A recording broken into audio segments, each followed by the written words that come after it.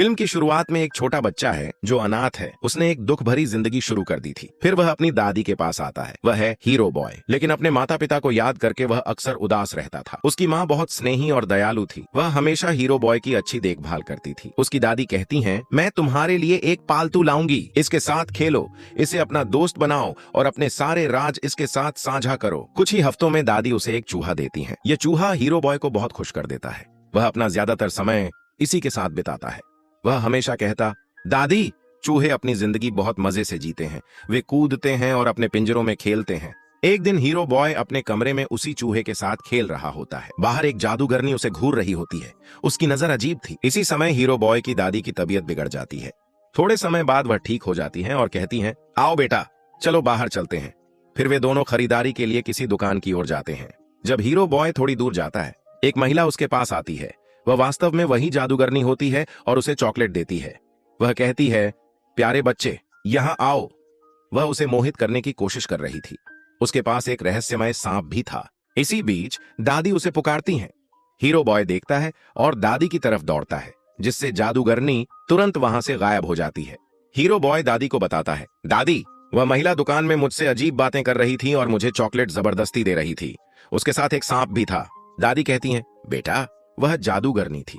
यही वजह है कि हम तुम्हें अजनबियों की चीजें खाने से मना करते हैं। हो सकता है उसमें नशा हो।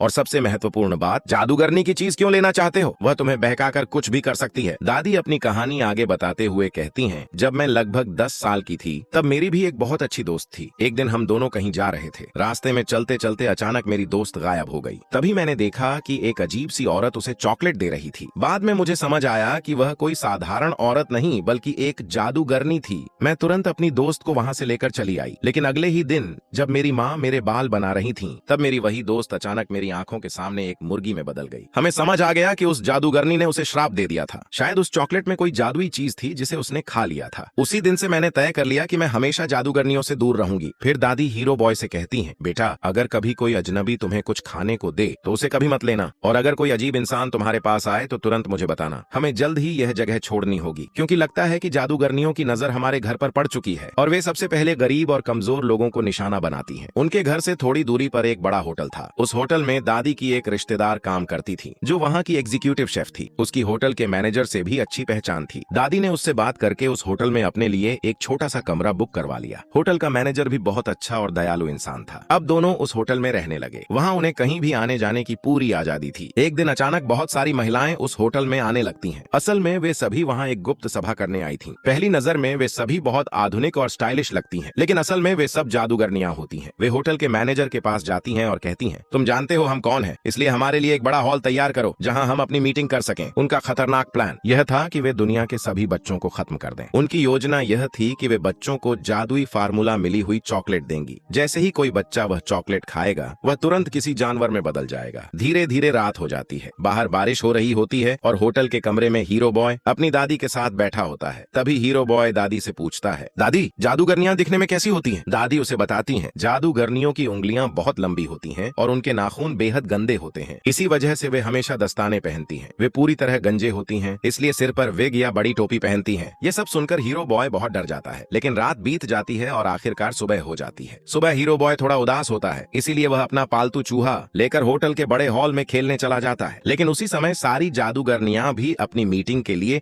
वहां आने लगती हैं। उन्हें देखकर हीरो बॉय डर जाता है और तुरंत वहीं छिप जाता है। तभी जादूगरनियों की नेता यानी ग्रैंड हाई विच वहां आती है और हवा सूंघते हुए कहती है कि यहाँ कहीं एक बच्चा मौजूद है। लेकिन उसे हीरो बॉय दिखाई नहीं देता, इसलिए वह अपनी मीटिंग शुरू कर देती है। सभी जादूगरनियां कुर्सियों पर बैठ जाती हैं और उनके सामने ग्रैंड हाई विच खड़ी होती है। वह एक छोटी सी शीशी निकालती है और कहती है कि यह एक जादुई फार्मूला है। वह कहती है, अगर इस फार्मूले की सिर्फ एक बूंद भी किसी चॉकलेट या कैंडी में डाल दी जाए तो उसे खाने वाला बच्चा तुरंत किसी जानवर में बदल जाएगा। इसके बाद वह उस जादुई दवा के बारे में और विस्तार से बताने लगती है। लेकिन तभी उसे फिर से किसी बच्चे की गंध महसूस होती है। उसे साफ महसूस महसूस होता है कि वहाँ कहीं न कहीं कोई बच्चा छिपा हुआ है। कुछ ही देर बाद वह गुस्से में आकर मंच को एक तरफ धकेल देती है। फिर उसकी नजर मंच के पीछे बनी एक छोटी सी वेंटिलेशन खिड़की पर पड़ती है। वहीं पर हीरो बॉय छिपा हुआ होता है। वह तुरंत उसे पकड़ने के लिए आगे बढ़ती है। तभी अचानक वहाँ एक मोटा सा लड़का आ जाता है। वह किसी मेहमान का बेटा होता है और खाने का बहुत शौकीन होता है। जादूगरनियां उसे देखकर खुश हो जाती हैं। उन्हें लगता है कि इस बच्चे को फंसाना बहुत आसान होगा। वे तुरंत उसे अपने पास बुलाती हैं और उसे वहीं जादुई फार्मूला मिली हुई चॉकलेट दे देती हैं। जैसे ही वह चॉकलेट खाता है और वह एक छोटे से चूहे में बदल जाता है। अब यह देखकर खुद जादूगरनियां भी घबरा जाती हैं। हील वाले जूतों से उसे कुचलने की कोशिश करती है। तभी वेंटिलेशन से हीरो बॉय बाहर आता है और उस चूहे को बचाने की कोशिश करता है, लेकिन यह उसकी सबसे बड़ी गलती साबित होती है। जैसे ही जादूगरनियों की नजर उस पर पड़ती है, वे तुरंत उसे पकड़ लेती हैं। फिर ग्रैंड हाई विच उस जादुई दवा की एक बूंद उसके कान में डाल देती है। कुछ ही पलों में हीरो बॉय भी एक छोटे से चूहे में बदल जाता है। दोनों तेजी से भागकर वहां से निकल जाते हैं। उनके साथ हीरो बॉय का अपना पालतू चूहा भी होता है। थोड़ी देर बाद यह भी पता चलता है कि जो मोटा लड़का चूहे में बदला था ने पहले चॉकलेट देकर जानवर में बदल दिया था। अब तीनों चूहे आपस में दोस्ती कर लेते हैं। वे एक दूसरे से कहते हैं कि वे इन जादूगरनियों से जरूर बदला लेंगे। हीरो बॉय तुरंत अपनी दादी के पास जाता है और उन्हें सारी बात बताता है। वह कहता है, दादी, उन जादूगरनियों ने हमें चूहों में बदल दिया है। यह सुनकर दादी बहुत गुस्सा हो जाती हैं और कहती हैं, इन जादूगरनियों की ऐसी की तैसी, उन्होंने मेरे बच्चों को चूहा बना दिया। मैं उनसे जरूर बदला लूंगी। दादी, जिस कमरे में जादूगरनियां रहती हैं, उसकी छत हमारे कमरे की छत से दिखाई देती है। यह सुनकर दादी के दिमाग में एक योजना आती है। मैं एक मोजा बुन रही हूँ, मैं तुम्हें इसमें रखकर नीचे उतार दूंगी। तुम ऊपर जाकर उनकी जादुई दवा चुरा लेना, फिर शायद हम कोई उपाय निकाल पाए। फिर दादी वैसा ही करती हैं। वह हीरो बॉय को उस मोजे के अंदर रखती हैं और धीरे धीरे उसे नीचे उतारने लगती हैं। हीरो बॉय थोड़ा डर रहा होता है, लेकिन उस समय कमरे में कोई जादूगरनी मौजूद नहीं होती। वह जल्दी से उस जादुई फार्मूले की शीशी उठा लेता है और वापस मोजे में आ जाता है। तभी अचानक एक जादूगरनी उन्हें देख लेती है। जब दादी उस मोजे को ऊपर खींच रही होती हैं, वह तुरंत उस मोजे को पकड़ लेती है। दादी तुरंत बहाना बनाती हैं और कहती हैं, अरे छोड़ो, यह तो मेरा मोजा है। मैं इसे बुन रही थी और गलती से यह नीचे गिर गया था, इसलिए मैं इसे वापस खींच रही हूँ। जादूगरनी को शक होता है और वह उस मोजे को खोलकर देखने ही वाली होती है, लेकिन तभी होटल का मैनेजर वहाँ आ जाता है। उसे देखकर जादूगरनी मोजा छोड़ देती है और वहाँ से चली जाती है। अब दादी के पास वह जादुई दवा आ चुकी होती है। अब दादी वह जादुई दवा अपने कमरे में ले आती है। वह उस दवा को एक प्लेट में डालती है और तीनों चूहों को एक एक करके उसके पास रखती हैं। उन्हें उम्मीद होती है कि शायद इस दवा से वे फिर से इंसान बन जाएंगे, लेकिन कुछ भी नहीं होता। तब उन्हें समझ आता है कि यह जादुई फार्मूला सिर्फ इंसानों को जानवर में बदल सकता है, लेकिन जानवरों को दोबारा इंसान नहीं बना सकता। यह सुनकर हीरो बॉय थोड़ा उदास हो जाता है। फिर हीरो बॉय सोचते हुए कहता है, दादी, अब तो हम इंसान नहीं बन सकते, लेकिन क्यों ना हम यही दवा उन जादूगरनियों के खाने में मिला दें। वे लोग रात के खाने में सूप पीने वाले हैं। दादी यह सुनकर खुश हो जाती हैं और कहती हैं, वाह बच्चों, ये तो बहुत शानदार योजना है। इसके बाद दादी तीनों चूहों को अपने बैग में रखती हैं और होटल की रसोई की ओर चली जाती है। जैसे ही जादूगरनियां सूप पीना शुरू करती हैं, कुछ ही पलों में अजीब चीज होने लगती है। एक एक करके सभी जादूगरनियां चूहों में बदलने लगती हैं। यह देखकर दादी बहुत खुश हो जाती हैं।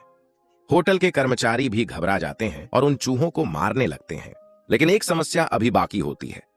सबसे बड़ी जादूगरनी यानी ग्रैंड हाई विच ने अभी तक वह सूप नहीं पिया होता, इसलिए वह अभी भी इंसान के रूप में होती है।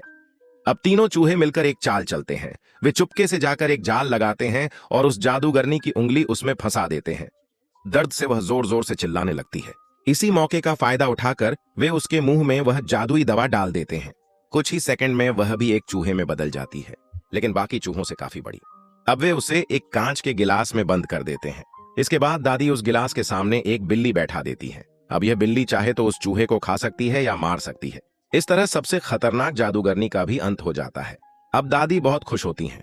वह तीनों चूहों को अपने बैग में रखती हैं और होटल से बाहर निकल आती हैं। अब उन्हें जादूगरनियों से कोई खतरा नहीं रह गया था, इसलिए वे आराम से अपनी जिंदगी जी सकती थीं। बाहर आते ही एक और अजीब दृश्य दिखाई देता है। वही मोटे बच्चे के माता पिता अपने बेटे को ढूंढते हुए बहुत परेशान होते हैं। वे हर जगह उसे खोज रहे होते हैं और पूछ रहे होते हैं कि उनका बेटा कहाँ चला गया। ये सुनकर वह चूहा भी उदास नहीं होता, बल्कि कहता है, दादी तीनों चूहों को अपने साथ घर ले आती हैं। वह उनका बहुत ख्याल रखती हैं और उन्हें रोज अच्छा खाना देती हैं। धीरे धीरे तीनों चूहे अपनी नई जिंदगी में खुश रहने लगते हैं। वे इधर उधर दौड़ते हैं, कूदते हैं, खेलते हैं और खूब मस्ती करते हैं। दादी भी उन्हें देखकर खुश होती हैं। वह उनका बहुत ध्यान रखती हैं और उन्हें अपने बच्चों की तरह प्यार करती हैं। इस तरह हीरो बॉय, उसके दोस्त और उसकी दादी मिलकर एक नई जिंदगी शुरू करते हैं। यहीं पर यह फिल्म एक खुशहाल अंत के साथ खत्म हो जाती है।